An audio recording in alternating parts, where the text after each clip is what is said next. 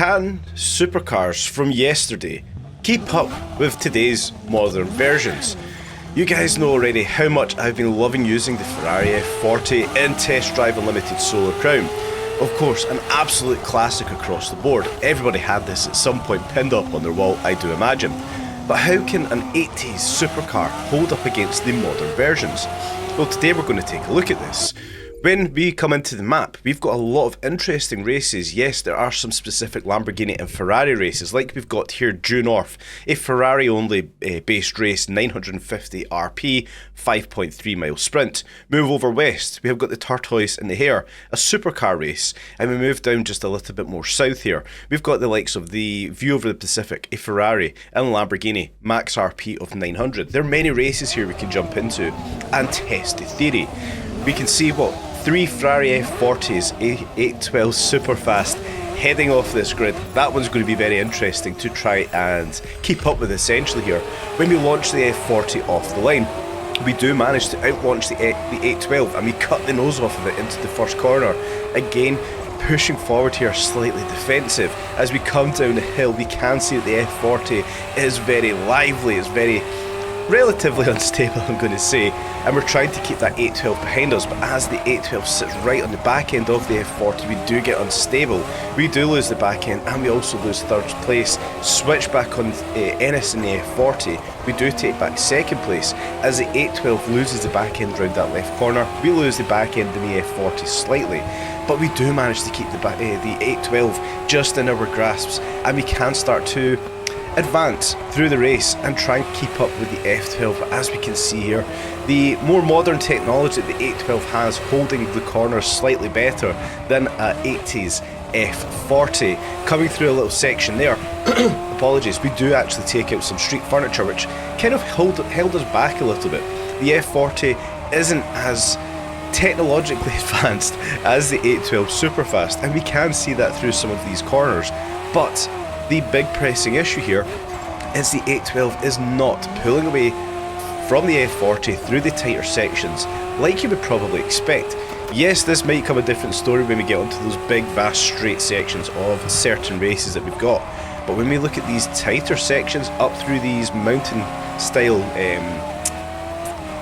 flipbacks, if you want to call them, whatever you want to call these snaking sections of the road, I could not get that out there, we can see that the F40 is well and truly holding its own against an absolutely phenomenal car, which is the Ferrari 812 Superfast.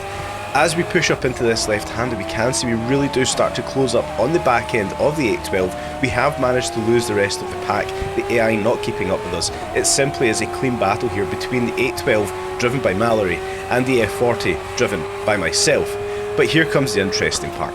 Like we mentioned before, when we come onto these big vast open sections, the power from that V12 and the 812, you know, the V8 from the F40, although it's tuned completely here, 1000 horsepower, we're not really keeping up with the 812. Now that probably is to be expected. Technology has advanced and the 812 simply delivers a phenomenal amount of power. All we can do at this point is drive to the best of our abilities and try to rein back in, try and claim out first place. Come down through this left-hander, we can see on the minimap there, the 812 has lost it, and we claim that as a technical overtake. Regardless of what actually happened on track, we have passed the 812. The F40 in first place, just 5% left in this race. As the old saying goes, fast and furious, guys. Doesn't matter really whether you win by an inch or a mile. Winning is winning, and we did indeed beat the 812 and take first place. We'll move over to the second race. We'll open this one up a little bit more here. Home run. This is obviously open to all manner of supercars. We've got McLarens, we've got Ferraris, we've got Lamborghinis, we have got our F40. We'll launch this off the line once again. We have got a fantastic launch in the F40. It bogs down slightly, but it gains traction. And finish off putting the power down in first gear, through second, through third, into fourth, and we are clear of the rest of the pack. Into the long right-hander here, sorry. We don't want to stay committed because the back end will step out in the F40 regardless of the corner. If you've got the power down, we know the F40 is very lively on the back end. We want to just lean off that power ever so slightly, and in doing so the rest of the pack has closed up to the back end of us, but this gives us an interesting battle. Can we stay ahead in this domination? Breaking into this left-hander probably more than we needed to, but we want to keep the back end under control as much as we can. Over 1,000 horsepower, just about 1,000 horsepower, going through a traditional rear-wheel drive system. We know we've got a fight in our hands with this one, but it gives us some fantastic engaging racing that we want to participate in. Yes, we have got other Ferraris behind us, and they're probably struggling with the same issues that we have with the F40, but when you come forward into more modern technology with ABS and everything else in between it, we know we've got better traction.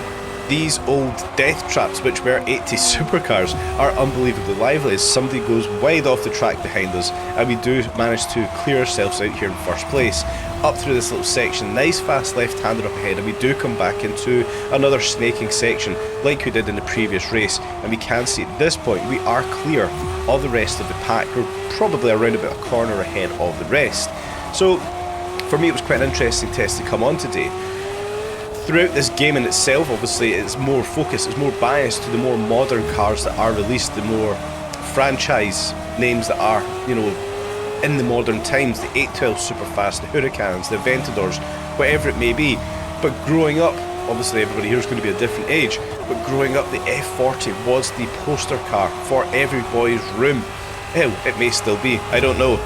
But it was the car to idolise growing up, and how can it hold up, how does it stack up against modern cars in a game? And like we can see so far, yes, it's in a game, but so far it's actually stacking up fantastically well. Yeah, it's going to have its downsides. Yes, it's rear-wheel drive. A lot of these games now are focused on the four-wheel drive supercars, like an Aventador, like a Huracan. But when we stack it up against the relatively new versions of this, the 812 Superfast in particular, we can see it does hold its own. Yes, when it comes down to laying down the power and stretching it out along a straight section of a track, we know it's lagging behind slightly. But when we come down through the twisty sections and we really focus in on how does an F40 handle, it well and truly still stacks up against the rest of the pack, finishing off race number 2, taking out another win in the domination race. Now, we'll move over to the third race for today. And this one here actually got quite interesting. A whole stack of F40s and Pistas. This is of course a Ferrari race. We can really see how we stack up firstly against Pistas, against other F40s, and I think there's actually an 812 in this race also.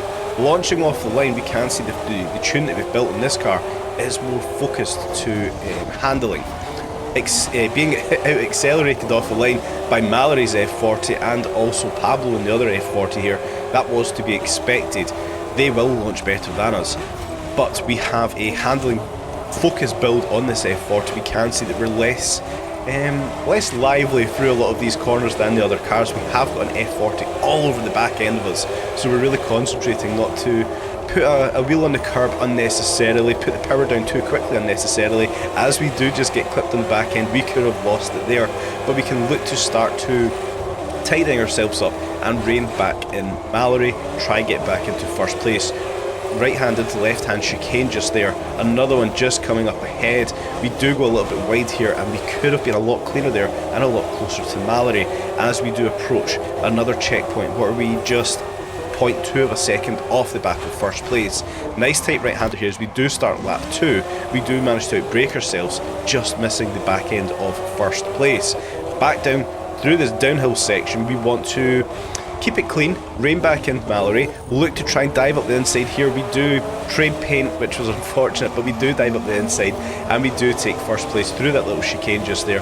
We're going to press forward here, fully commit through this section, lightly on the brakes, come off the throttle, negotiate the right hand, left hand, big sweeping right hand here, committing, full power down as we do look to try and stretch a lead. We almost lose the back end through this first chicane, once again locking up and outbraking ourselves, losing first place, Mallory taking back first. Another chicane here, Mallory going too tight across the track, and we do manage to reclaim first place. So this is well and truly a battle of the F40s, first, second and third.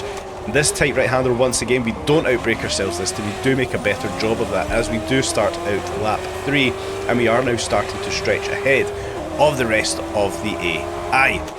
The F40 so far proving to be an absolutely fantastic car. Of course, we jumped into this for the classic car road race, whatever it was, the classic car road trip mini series that was just dropped last week. and as soon as I drove this, I realised that this is the best rear-wheel drive car in my opinion in the game so far, or the best rear-wheel drive car that I've driven in Test Drive Unlimited Supercars so far. That might be an unpopular opinion, guys. If there is a better rear-wheel drive, let me know in the comment section.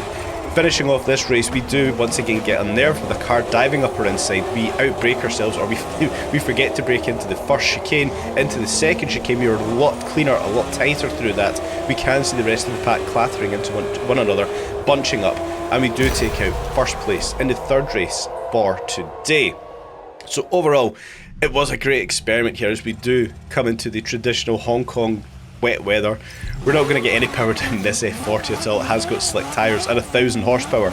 But yeah, it was a good experiment for today. Can yesterday's technology keep up with modern technology? For the large part, yes. We know it's not always going to be the case. You put this up against, you know, a hypercar. It's not got a chance, but we keep this in the supercar category. It well and truly does keep up, or outperform in some instances, a lot of modern tech, as we just don't have a hope of having any power down in the F40 right here, guys.